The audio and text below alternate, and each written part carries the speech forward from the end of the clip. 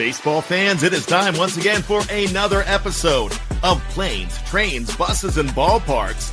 With over 50 years in professional baseball and making a multitude of fantastic relationships along the way, Frank Coppenbarger shares great stories with weekly guests from various areas inside of the game. It's all here on the Fans First Sports Network. Let's get ready to play ball. Here's Frank Coppenbarger. Hello again, everyone, and welcome back to Planes, Trains, Buses, and Ballparks. And my guest today, this is a really special treat. Longtime friend of mine. We met back in 1981 when we were both working for the St. Louis Cardinals, me in the clubhouse. He was a player. Hall of Famer Jim Kaat. Kenny, welcome to the show. Well, thanks, Frank. Good to be with you, and look forward to visiting with you. Oh, it's going to be fun. Really excited about it. You were 87 years old back on November the 7th. Congratulations. You still look like you did when you were pitching for the Cardinals in 82 in the World Series. Well, when I start looking at the acquisitions that teams are making and they're all picking up damaged goods, I'm thinking about going in the backyard and loosening up again. There you go. There you go. So you had a career so long. We're going to try to squeeze it all in here to our show, but 8 decades in the game, 4 as a player. So spectacular, it's going to be tough to get it into one show, but just real briefly, talk about your entire life in just a couple minutes, if you can, and in the game and what it's meant to you, and then we'll start to go back and go through it, your playing years, your broadcasting, and so on. Yeah, my dad was an avid baseball fan. I grew up in a little town, Zeeland, Michigan, southwest corner of Michigan. He was an avid baseball fan, big Lefty Grove fan, Philadelphia Athletics. He drove to Lefty's induction in 1947. Took me to my first games in 1946. Tigers, Red Sox, Ted Williams, Hank Greenberg. Little did I know, 12 years after that, I'd be facing Ted Williams. But unbelievable. When I began to get recognized for being pretty decent at baseball, then of course in those days they didn't judge you by radar guns or stopwatches. It was just whether you won or lost. And the Senators, Washington Senators, before we became the Twins, scouted me, and Dick Winsick, and offered me a tryout. I pitched. The first organized baseball I really pitched, Frank, was American Legion ball when I was like 15. We had no Little League. All we did was go on the sandlot, and then my main ball sport was fast pitch softball. And I think that's why my arm held up all those years. So I went to 1 year of college at Hope College, and then was offered a contract with the Senators and signed. And just a quick side note, my dad did something that I don't think many dads would do today, but in 1957, if you got a bonus or a bonus contract for more than $4,000, you had to go right to the big leagues for 2 years. That slowed down Koufax, Harmon Killebrew, a lot of guys. And so when the Senators offered me 4, and the White Sox scout Pete Melito called and told my dad, he said, I think I can get your son $25,000 because I think he'll be in the big leagues in 2 years. Wow. My dad he said, we're going to take the 4 and go to the minor leagues and learn how to play the game the right way. So he gave up he made about $72 a week. So that was a big decision and very influential in my career. Well, yeah, and we should mention that your signing predates the draft that today's fans know all about. So back then, as you said, they signed a guy, and if it was a big bonus, had to go right to the big leagues and, for the most part, sit on the bench and never get in too many games, I would guess. Yeah, it slowed down. It slowed down Sandy. If you look at Koufax signed in 55, it slowed down Harmon Killebrew. Some guy, I played with a young fellow, Ralph Lamenti, who had tremendous talent. They gave him $35,000. he sat on the Washington bench for 2 years, didn't pitch much, came down to the minor leagues, and he never really developed into the kind of pitcher I think he could have been had he started in the minor leagues. Yeah. So now when you started out, I've heard you tell this story before, and you're 87, and your first manager, Jack McKeon, he's still alive also. Trader Jack McKeon, as many baseball fans know. Talk about when you guys started out and he was the manager and you were just a young kid in your first year of minor league baseball. Yeah, actually, I signed in 57 and went to a 2-month rookie league in Nebraska.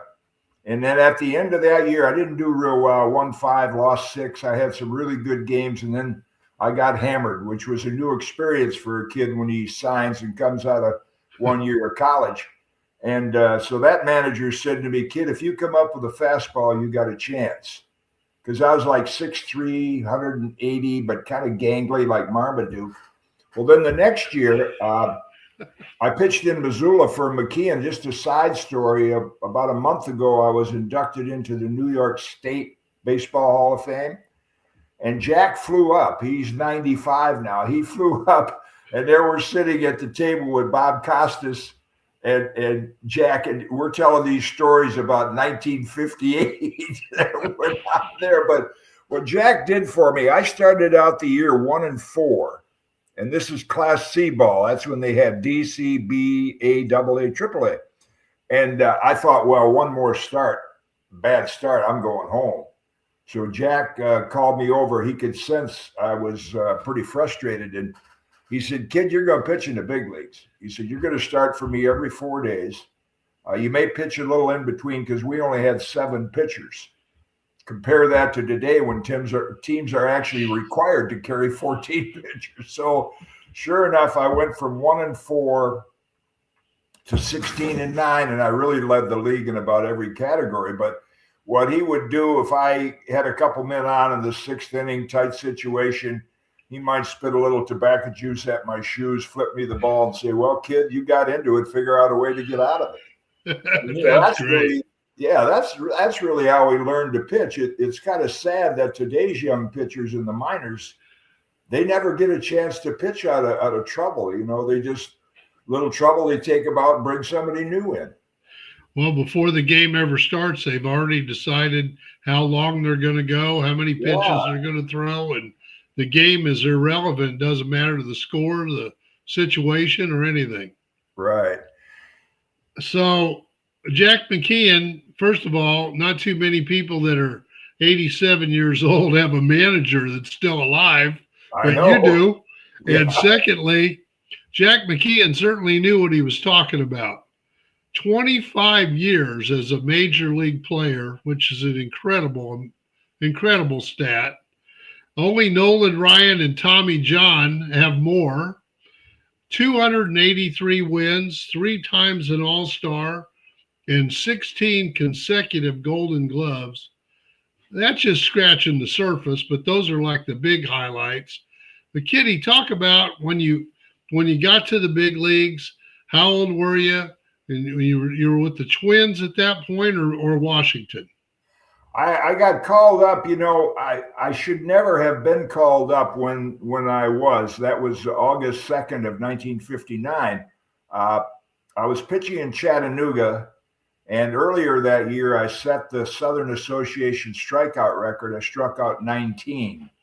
So, you know, as people would look back on my career, they'd say, "Well, he never really was a power pitcher." Well, I led the league in strikeouts the year before with McKeon, and then I had this game in 19. All of a sudden, I felt a little something in my shoulder, didn't have MRIs, and my arm angle began to drop. They gave me like 10 days off, but when I came back, I really wasn't the same pitcher. And then Red Marion, our manager, called me and said, "Kid, you're going to the big leagues tomorrow." I said, "Red," I said, "I can't even get my arm above my shoulder." He said, "Oh, tell them about it when you get there." You know that would never happen today. So I get called up, pitched the second game of a doubleheader on Sunday. We had lost 18 in a row, the Senators. We were pathetic.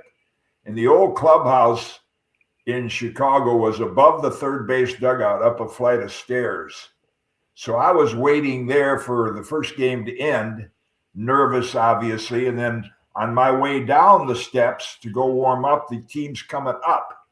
And Russ Kemmer was the starting pitcher, got beat 2-1. And he said, on my way down, he said, "Kid, you don't have a chance." So I pitched. I went like maybe 2 1/3 or something. I got through the first inning or two, but it was pretty obvious to the coaches and so forth that my arm was not the same. So I got a little operation about a week after that. I had it had formed some scar tissue down in my upper back. And so I had that operated on, and my year was pretty much shot. But that was a very inauspicious debut, but it was kind of fun to be there. I remember between games, the famous trumpeter jazz player Louis Armstrong performed on a flatbed truck. How about that? Yeah. You know, it's pretty funny. You talk about that. It was you shouldn't have been called up, but it's a good thing you were. That got you 4 decades to get called up in 59, and you played into the early 80s, quite a run. I know that primarily your biggest years were with the Twins. The Senators, for the fans that don't know, moved to Minnesota and became the Minnesota Twins. What was it like, baseball like, when the team moved there to the Minneapolis area? And you know, from the fan standpoint, the excitement level, et cetera. Talk about that a little bit when it first started. You know, being a part of the Senators, first of all, we weren't a very good team, and we didn't draw a lot of people at Griffith Stadium. It was not in a really good section of Washington, D.C. So when we found out, I was actually in the instructional league in the fall of 60. And we go to the park, and we've got Senators across our jersey. And by the end of the day, we were the Twins. They just moved. That's how we moved. But we were excited because when the Milwaukee Braves moved to Milwaukee from Boston, you know, there was this talk about, yeah, they went out to car dealerships and they got cars to drive for the season. And you know, when your minimum salary you're making was $6,000 a year, that was a big deal. So, we were really pumped up about doing that, and it turned out to be a great move because at that same time, Papa Joe Cambria, who was a scout for the Senators, signed a lot of the Cuban talent. Zola Versailles, Tony Oliva, Pascual Ramos, and so our team really came together. When we first played in the big leagues in 61, our logo on our cap was TC, Twin Cities. Right. So we'd go around the league and people would say, "What's that TC stand for?" And I said, 20 Cubans. Because Papa Joe was signing all these players. They probably didn't even make the minimum salary. You didn't have a collective bargaining deal then, but you know, signing Zoilo, who was MVP, and Tony was runner-up, and Pascual was a 20-game winner, we really were the first team to tap into that great Cuban market. And then along with Killebrew and Bob Allison, that's where our team came together. And then in 4 years' time, we won the pennant. So what year was it? Now, I've heard you tell this story before where there was a lot of flooding around the ballpark, and you were pitching on opening day, and nobody could get to the ballpark. I guess the route you took was closed, and you made a phone call, and you found another means of transportation. Tell that story if you would. Yeah, it was opening day of 1965, and we're going to play the Yankees, and I'm the opening day pitcher. And so there were 4 of us that were living out in Burnsville, a suburb a little south of Minneapolis: Dick Stigman, Bill Bethay, Rich Rollins, and myself. So I get in my car, I'm driving toward Met Stadium, and the traffic is backed up. Didn't have cell phones. So I get out of my car, and the guy in front, I said, "What's going on?" He said, "Well, the river is flooded, and we can't get across the Minnesota River." I said, wow, I'm pitching today. Oh my God. So I turn around, I go back to my apartment, which is only like 5 minutes back. And I had a teammate named Paul Giel, who was an excellent athlete at the University of Minnesota, and then went on to become the sports director at WCCO Radio, which would be like KMOX in St. Louis. Right. So I call Paul and tell him the situation. He said, I'll call you right back. He calls back and he said, be in the Burnsville High School parking lot and there'll be a helicopter there to pick you guys up. They took us in 2 by 2. And we only drew 16,000 people for opening day because people there just couldn't get to the ballpark. And then they flew us back home. I thought, man, this is a pretty nice way to go to the ballpark. Yeah, that's all right. How'd you do that day? Do you remember? Well, it was kind of an interesting day in that I had a 4-3 lead with 2 out in the 9th. And a man on second. And Joe Pepitone hits this little pop-up that you or me could have caught behind our back. And we had just acquired Cesar Tovar. It was his first appearance in the big leagues. And I'm already got my glove off. I'm going to shake hands with Earl Batty. And I look, and the ball pops off the heel of Cesar's glove. And the run scored. And now it's tied 4-4. I get the next out, and then I think I don't think I pitched one more inning. I was due for a pinch hitter, so they pinch hit for me. But I went over. We called him Pepe. I went over to Pepe in the dugout. I mean, he was so distraught. I said, Pepe, get over it. I said, you're going to knock the winning run into this game. Wouldn't you know? He came up in the 11th, got a single, and we won the game 5-4. Oh wow! So Cesar and I became very close friends. Yeah. What a way to start out, but that's really good ending right there. Thanks for telling that. So a long career with the Twins. Yeah, you went some other places too, the White Sox. You had some great years there. Of course, Philadelphia Phillies. Then the St. Louis Cardinals, where you got your one and only world championship, that 82 Cardinal team, which I was blessed to just be a guy hanging around in the clubhouse to see all that. Talk about that year and Whitey Herzog and some of your teammates, if you would. Yeah, that 1982, I mean, it just turned out to be so special. You couldn't script it any better. It was actually turned out to be my last full season. And I had been with the Yankees, and I was just taking up a spot till Rudy May got off the injured list. And John Claiborne, GM of the Cardinals, called and said, we just picked up your contract. So that was in 1980. And then Whitey, who was a teammate of mine briefly in Washington, he took over. And as you know, what a difference that was. But what made that special, several reasons. I was watching the 1997 American League Championship Series between the Orioles and the Indians. My friend Tim McCarver was doing the commentary, and he said, well, if the Orioles win, Cal Ripken will be going back to the World Series for the first time since 1983, 14 years. I'm down in Florida watching it on TV. He said, who holds the record for the longest period of time between World Series appearances? So I started adding up, and I turned and I looked at my wife. I said, I think I'm the answer to that question. And I was 17 years. And then 65 to 82. Right. And then after we won it, I found out that first of all, just backtracking a little, I played golf last summer with Ray Bork, who was a famous hockey player, Hall of Famer. And Ray went 22 years before he was on a Stanley Cup winner. And so I was telling him, I said, Ray, I beat you by 2. I went 24, which is the longest period of time any player had before in any major sport before winning a championship ring. So those 2 little bits of trivia, I mean, they weren't accomplishments. They were just little bits of a trivia made that year so special. But, the players we had on that team, a group of us had a group text during this year's World Series. Keith Hernandez, John Martin, Mike Ramsey, I think John Stupert was there too.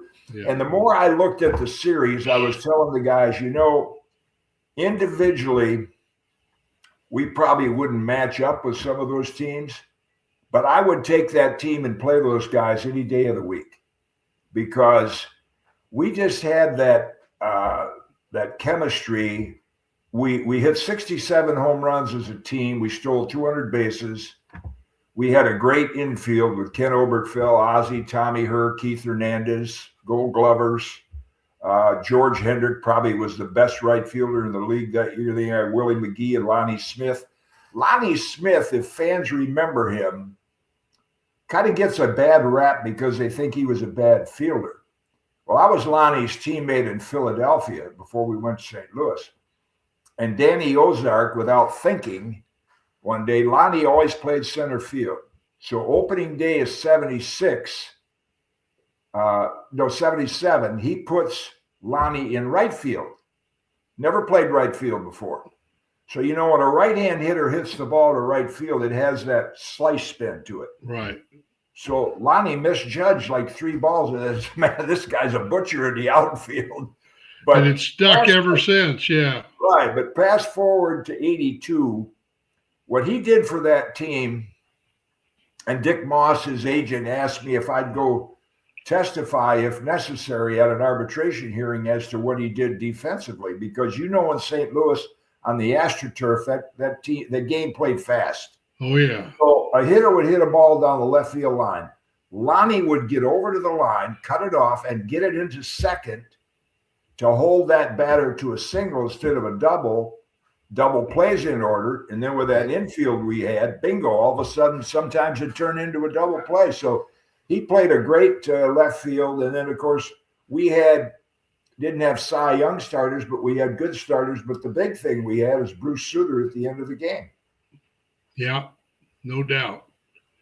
Well, what I didn't realize at the time, but I do now, is all the Hall of Famers that were walking around in that room. Yourself, Ozzie Smith, Red Shanedeans, one of our coaches, Suter, and Whitey Herzog, 5 men in that clubhouse in the Baseball Hall of Fame out of like 340. That's pretty good. Yeah. Very special. Yeah, Very special. What Whitey did for Ozzie is he gave Ozzie a very lucrative contract because his thinking was, well, they pay guys to knock in 100 runs, they pay him big money, but Ozzie saves 100 runs. So yeah, he got to have a good career financially, whereas before that, if you were just a no-hit good field, and Ozzie became a better hitter. He was not an excellent hitter when he came up, but he became a very effective hitter. I'll tell you another thing that Ozzie did for that team that I don't think a lot of the propeller heads running baseball today, they probably don't pay attention to this stuff, but Ozzie would come to the plate with 2 out, nobody on. He was batting 8th. So the pitcher was 9th. Ozzie would end up getting a single. That meant the pitcher hit, and the pitcher's probably going to make it out. But then the next inning, we led the inning off with the top of our lineup instead of turn the lineup over. Yeah. Yeah. And that was a big part of what Ozzie brought to the team as well as his defense. Yeah, that was a big component right there. Well, listen, Kitty, let's take a little break and we'll be back with more with Jim Kaat in just a minute. Okay. Okay, back here with Jim Kaat, trying to work our way through his 8 decades in baseball. Going to take a while, folks, but it's worth it. So going back to your Twins years, great career there in Minnesota. You're elected to the Twins Hall of Fame. You're number 36, retired by the Twins. And in 2022, after a wait of a few swing and misses, I'd have to say, you finally get elected to the Baseball Hall of Fame in Cooperstown. And talk about that, Kitty. Just talk about the day you finally got that call. Well, unlike a lot of players that, sort of our automatic, like Bruce, we knew Bruce was going to get in. Suter, we knew Ozzie was going to get in. I didn't, it's kind of a mystery when you look at some of the guys that are in the Hall of Fame, like Jeff Kent's going in this year. I talked to him the other day. He never got more than, I think, 46% of the vote when the writers voted. So I was always in that 20%, 25%, didn't get in that way. And then I was on the veterans ballot a few times, missed by a vote or two. And I didn't have any high expectations, but the year I got in, I looked at the committee, and Ozzie was on it, Fergie Jenkins, Joe Torre. There were some executives like Bill DeWitt and Kim Eng, and a couple other writers I knew that were active during my playing period. And I thought, well, this is the best chance I have. And so I did. I made it right on the number, 12. You got to get 75%. I got 12. And the sweetest call, first of all, the call you get, because it wasn't my first rodeo with that. So I know the Hall of Fame says, look, you're on the ballot. If you get enough votes, we call you between 5:15 and 5:45. And then they announce it on ESPN at 6. Jane Clark will call. So I'm sitting there watching golf. I mean, every year that came up that I was eligible, it's a little bit of an awkward day because even though you don't expect it, you're curious about whether it really will happen. And so about halfway through that period of time, I say it was a little after 5:30, the phone rang and I saw it was area 917. That's a New York cell phone. So I said, well, it's not Jane Clark, it's Cooperstown 603. I'll pick it up anyway. Well, and the voice on the other then says, Jim, yes, this is Jane Clark. It was her cell phone from New York. Oh. So Margie was walking by and said, who is it? I wish I would have been as creative as Jim Leland. When he got the call, his wife said, who is that? And Leland said, Jake from State Farm. Well, I said, it's Jane Clark. So she told me, and I said, man, this is an unreal experience. And, I was more than excited. I was grateful because I know how close so many guys have come. The sweetest call I got the day after was from Willa Allen, Dick's widow. And Dick and I were great friends when we were with the White Sox and got to play together with the Phillies. Right. And he missed by 1 vote. So I said to Willa, if that last voter was undecided between Dick and myself, he voted for Dick, I'd be calling you because I would have missed by a vote. Now, that's when there were 10 on the ballot and you could vote for 4. This year, I was on the committee and there's only 8 on the ballot and you can vote for 3. So it's even getting more difficult. Right. So now you mentioned you were on the committee this year. I know you can't disclose who voted for who and all that kind of thing, but just talk about first of all, you all meet at the winter meetings, which were in Orlando. Right. And I was there, but I didn't get a chance to see you, and you had left town by the time we were arriving. But you get in there and you have a meeting all day on Saturday, I guess, right? Yes. Tell me how the weekend goes. Yeah, actually, we get in there on a Saturday. Jane Clark has a big private dinner for us. There's 16 of us. 7 of us were former. There was Ozzie, Robin Yount, Ron Marichal, Tony Perez. And then there's 4 former general managers like Terry Ryan, Kim Eng, Tony Regans. And then there's some writers, Jason Stark, Tyler Kepner, 2 owners, Artie Marino from the Angels, Mark Attanasio from Milwaukee. So the names come up from Bonds through Clemens, through Kent, Mattingly, Murphy, Fernando Valenzuela, and Sheffield. And when they come up, they just throw it around the room and everybody talks about their feelings, pro and con versus the players. And this is on Sunday, right? It's on Sunday. So you're in that room. I'd say we're in there for about 3-4 hours. Okay. And then Jane says, now we're going to take a break and we'll come back in and we'll go through it and see if anybody has anything additional to add to what was said. And so we go back in there, and I think it was pretty apparent from the first go around that everybody kind of had some strong feelings about who they were going to support. So she said, well, it kind of sounds like we're ready to vote. And so we did. So when the vote is it a paper ballot, or how do you do it? It's just a paper ballot. You don't look at anybody else's. I mean, even after the meeting, I was sitting down with Jason Stark and Tyler Kepner, Steve Hurt from the Sports Bureau. Nobody ever hints at who they might have voted for, but we were kind of surprised as a group.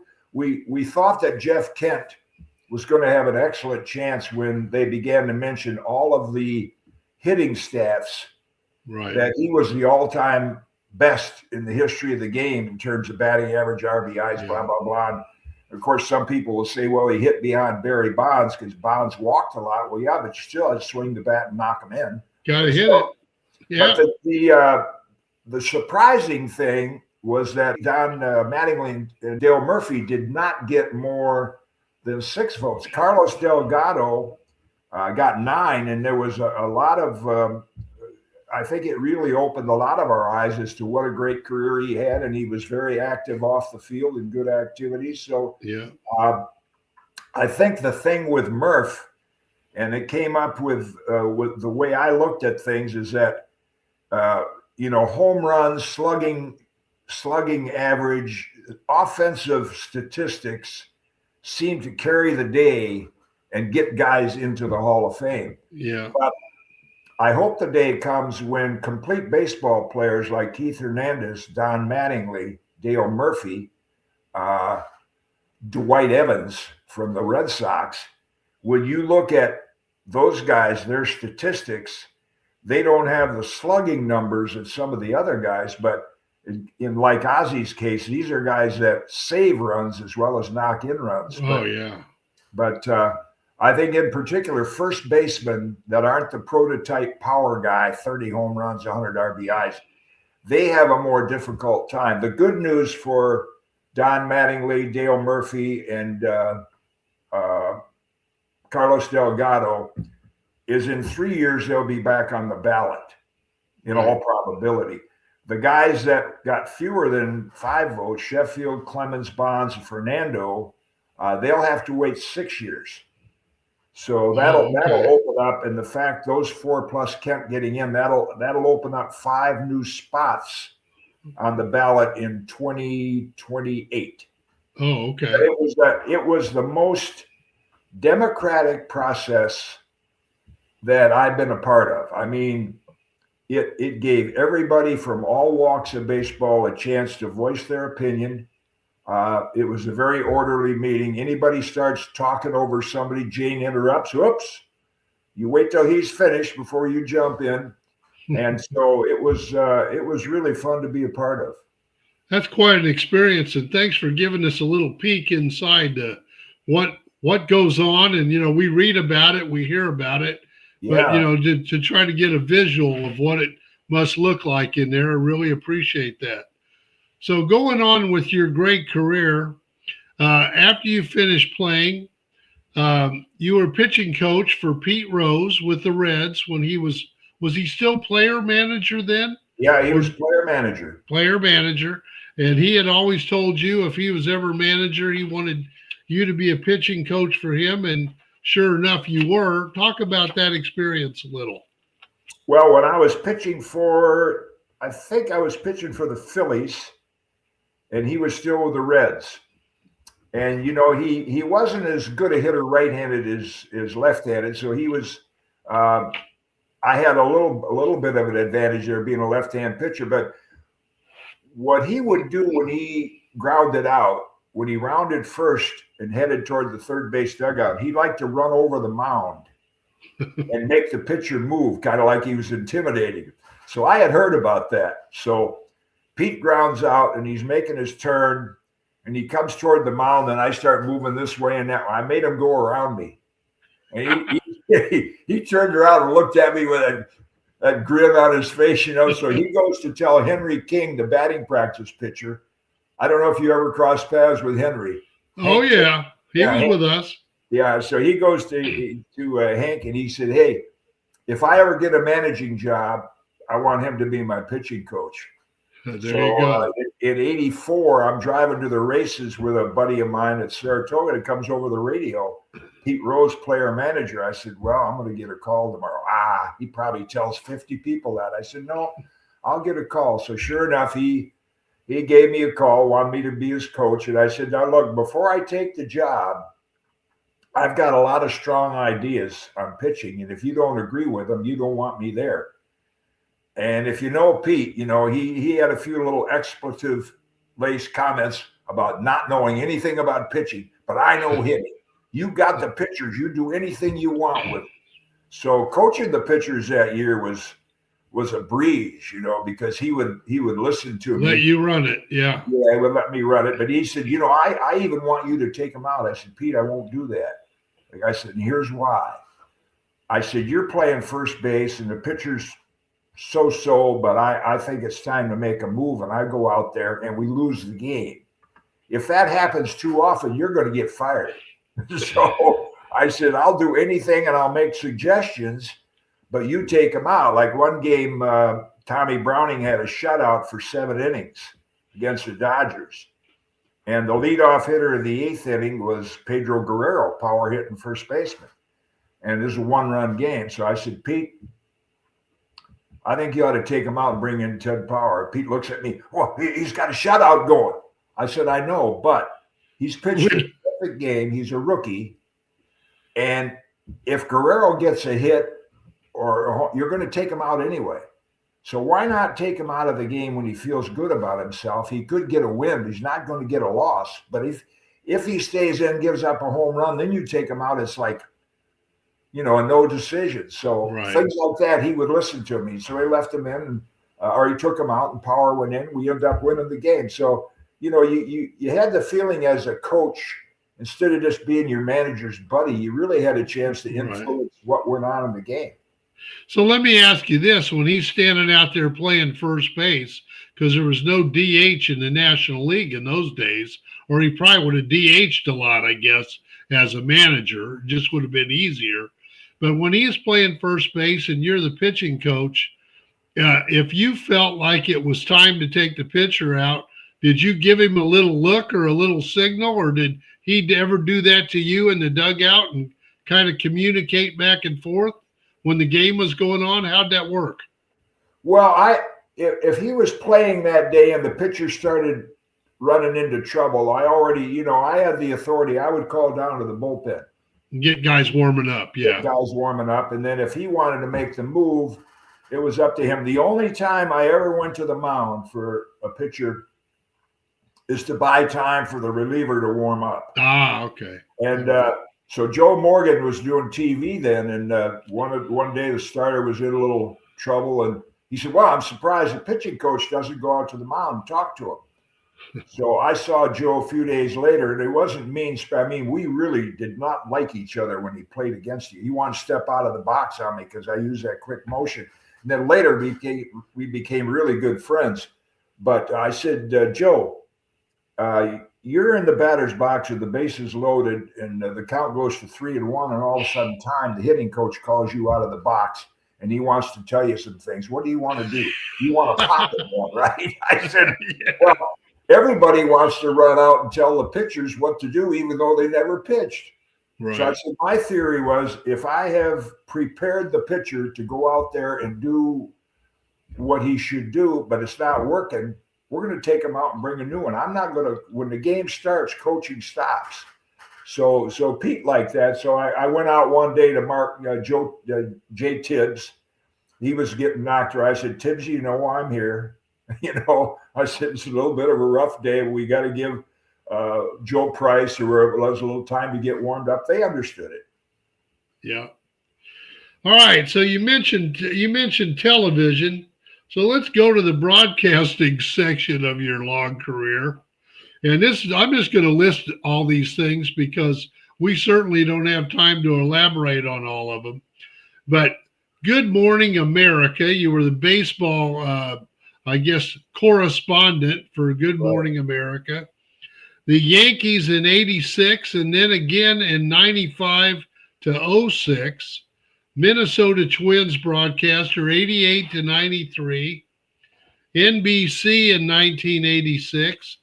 The Atlanta Braves in 87. ESPN, Major League Baseball and College Baseball starting in 88. The Summer Olympics in 88. CBS from 90 to 93. ABC with Brent Musburger. MLB Network when it started in 09. You got your own Kaat's Corner podcast on the Real Voices of the Game Network. You did the World Baseball Classic. Is there anything I missed? Actually, my friend Mark Loomis, who was a producer at Major League Baseball, and he did all the golf for ABC, he called me one day and said, can you work a golf tournament for me? I said, Mark, I don't want to embarrass you. He said, look, can you say 150 yards, 7-iron? So the big crew was over in Spain doing one of those world golf tournaments, and right down there in Florida, I was a reporter on one of the ladies' golf tournaments that Annika Sorenstam won. So I got a chance to do a little golf, and actually, you mentioned the CBS stint. What was really fun is I did a couple of horse races, like the big race they had in Atlantic City. I did some interviews on that, so that was fun. But I think one of my off-season jobs was I did radio work in Minnesota. I was announcing high school basketball, football games, and then that's how you got the helicopter. Yeah. And then when I was with the Phillies, you had a rain delay. They didn't go to other programming. So Harry Callis and Richie Ashburn, they sent a runner down from Wrigley Field because it was pouring. And we're going to be a while. And they asked, could I come up to the booth? So there in my uniform, I go up to the booth with Harry and Richie. And the producer, Jody Shapiro, afterwards, he said, you should look at this for a career when you're done playing. And I said, well, at that time, you're so interested in playing, you don't think about a career afterwards. But now we had the strike in 81. Yeah. And Jody called me. He was then the head of home team sports in Baltimore and Washington. And he said, we're going to televise AAA games. Would you like to go to Rochester and work with Ralph Kiner and do some AAA games? So the first game I did, Rochester-Syracuse, was when Cal Ripken was a shortstop for the Rochester team. Oh, how about that? Yeah, and Mike Boddicker was a pitcher. So that's kind of how I got my foot in the door, and then doing some college games and great contacts around the way that helped me out. Well, you mentioned doing AAA baseball, and I'm going to have to add this in. I was the clubhouse manager for the Cardinals AAA team in Springfield, Illinois back then, and that was the American Association. So they came and they did some of our games, and the color commentator was none other than Red Schoendienst. How about that? Yeah. So anyway, Kitty, numerous Emmys, too many to mention.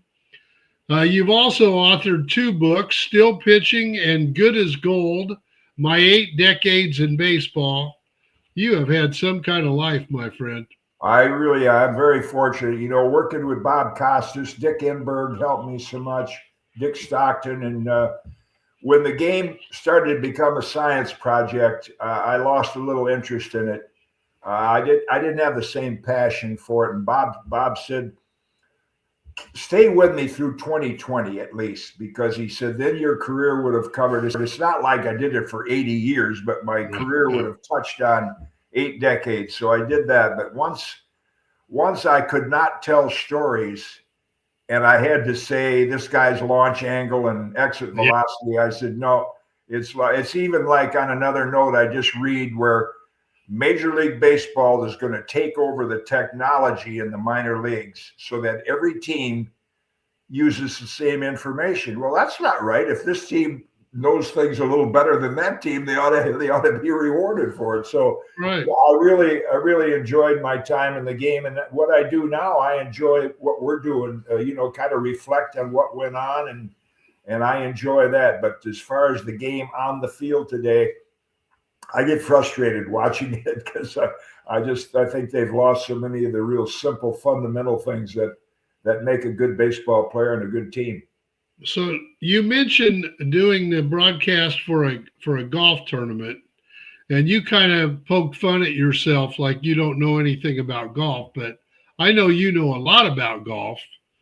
In fact, you married a golf pro, but talk about what you did on a golf course a few years back. Didn't you shoot your age both left-handed and right-handed? I did when I was 75. Yeah, when I took up the game, 75. you really couldn't get left-hand equipment. So I learned to play right. And then when left-hand equipment could be with Mickelson and Mike Weir and Steve Flesh and a lot of lefty players, then companies began to make left-handed clubs. So obviously my game has deteriorated a great deal since then, but that was kind of a freaky thing. I had the advantage that I learned to play right-handed first, and then when I took it up left-handed, that was much more natural. So I still do a little bit of that. I don't do it very well, but at least I get out to play a little left and right. So now when you go to play golf, do you have a mixed bag of clubs, or do you just say I'm going to play right-handed today or left-handed? Well, in those days when I played right and left, when I was 75, the caddy was kind of expensive for me, but the caddies loved it because I would come out in the morning and I would say I'm going to play a match against myself. So the caddies would carry 2 bags. Oh, People would laugh about it. They would be driving into the club and they'd say, "Look, that guy's by himself and he's got 2 bags." So I would play against myself, but now I would hit my long shots left and my short shots right. So I still stay within the 14 club rule. I always tell people I'm cursed with mediocrity. I'm not really real good from either side, but I can play from either side. I don't know. When you're shooting 75, and I think I read in Golf Digest that like just a handful of people had ever done that in the world. So it was pretty unique. Well, when I did that, I called my friend Lauren Rubenstein, who's a friend and a Hall of Fame writer from Canada, and I said, "Lauren, I did something crazy this week." I said, early in the week, I play both right and left same day, and I broke my age left-handed, which I had done a couple of times then, left-handed. And then I said, and then I think it was maybe 2 days after that, I shot my age right-handed. And I said, "Has anybody ever done that at my age?" So he checked with Golf Digest. All of a sudden, I get this call. First name was Cliff. He's a historian with Golf Digest. He called me, told me he said, "I looked at all my files. You're the only guy that's ever done it." I said, "Cliff, calm down. I'm the only guy that's ever tried it." You might be right. Yeah. Well, I'm going to be 70 in April, so I need to get with it. I got 5 years. It's not going to happen. I already know. It's kind of like when I was young. I knew I wasn't going to be a player, but I wanted to be around the game, so I found another way. Well, you sure did, and you did a great job in doing what you're doing now. I'm sure it gives you a lot of satisfaction to still be connected with the game. It really does. This scratches a big baseball itch, and it's so much fun to connect with my friends, and I'm honored to call you a friend. And I'm going to end this show a little differently than most of them. I'll see you on the 26th for dinner down in Georgia. We're looking forward to it. Happy holidays to you and your family. Happy holidays to all the listeners. And we'll be back on January the 7th with former longtime Brave manager Brian Snitker, who will be starting his 50th year in the Atlanta Brave organization. He'll be our guest. And please like, follow, and subscribe to the Fans First Sports Network. And thanks again for tuning in. Thanks, Frank. Merry Thank you for Christmas. listening to another episode of Planes, Trains, Buses, and Ballparks with Frank Coppenbarger. Tune in next week for another great episode on the Fans First Sports Network.